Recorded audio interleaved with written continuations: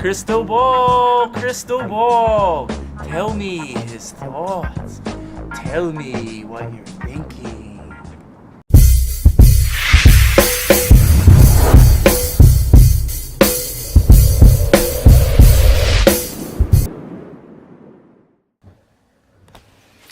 What's up everybody, Shaya here. Today I want to make this video about mind reading.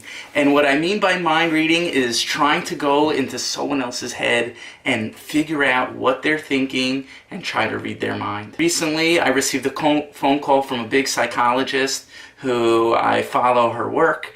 And I started thinking in my mind, wow, she must have saw my YouTube videos that I'm making over here. And she must have a question about something that I said. Oh, I'm so happy she called me. And then what happened was I called her back and she said to me, oh, hi Shaya, I got the wrong number. I actually wanted to speak to your wife instead of speaking to you. I think that's just a funny example about how we try to hack someone else's brain, that we try to go into someone else's mind and figure out what they're thinking. And I think at the heart of this is really something that I call separate realities, that each person is living in the feeling of their thinking. So we have 8 billion people on earth and each person uses their power of thought to create their experience from the inside out.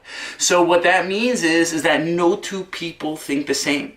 That we could accept very easily that no two people look the same, but can we accept that no two people think the same? You see, each person accepts thought, it comes to them, through them, and it gets illuminated, and that becomes how they experience reality, that they're living in their personal truth. So what happens is that we try to go into someone else's mind and figure out what they're thinking. But when we see that each person is living in the feeling of their thinking, myself included, we become less inclined to try to be a mind reader, go into someone's mind and figure out what they're thinking. Because what they're thinking can change from moment to moment to moment to moment.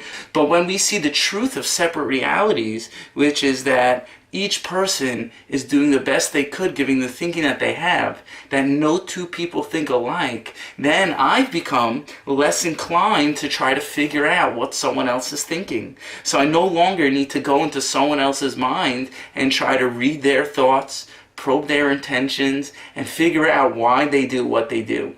Because my reality looks totally different than that other person's reality. So I don't feel the need to do a mind hack and hack their brain by going in there and figuring it out. I'm less inclined to probe someone else's intentions. So I hope you found that helpful. If you like this video, hit the subscribe button. If you like my new background over here, hit the like button and stay tuned for more. Have a good one.